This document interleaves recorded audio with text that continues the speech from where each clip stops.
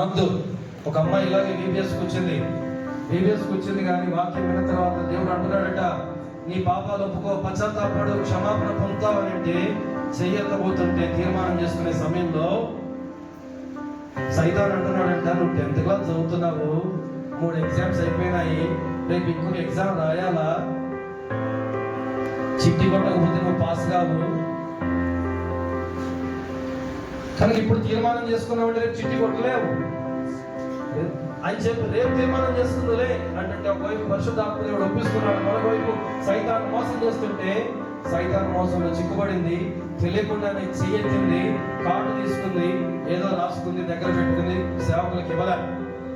అయితే ఏం జరిగిందో తెలుసా? ఆ అమ్మాయి రేపు ఎగ్జామ్ పొద్దున్నే పోతా ఉంది, కళ్ళు తెరవద్దు, కాకులు వస్తున్నాయి పైనుంచి, కళ్ళు తెరవద్దు. టీచర్స్ మీరు కూడా ఆ పాప పొద్దున్నే ఎగ్జామ్ కని బయలుదేరింది రిక్షాలో. దారిలో వెళ్తా ఉండగా ట్రాక్టర్ వచ్చి కొట్టేసింది, రిక్షా నుంచి ఎగిరి అమ్మాయి రోడ్డు మీద పడింది. ఆ ట్రాక్టర్ యొక్క మధ్య టైర్ తలకాయ మీద నుంచి పోయింది, తల నొచ్చు నుంచి అక్కడే పడి కొట్టుకొని గిలగల తను కొట్టుకొని చచ్చిపోయింది. కాబట్టి వాళ్ళు చుట్టుపక్కల వాళ్ళు పరిగెత్తుకుని చూశారట, ఈ అమ్మాయి ఎవరు ఏంటని చూస్తే ఆ అమ్మాయి ఎక్కడికైనా బైబిల్ తీసుకెళ్ళి అలవాటు ఉంటుంది. ఆ పాపకి అదొక రకమైన భక్తి, కొంతమందికి ఉంటుంది అలవాటు, కానీ మారవలసి ఉండదు.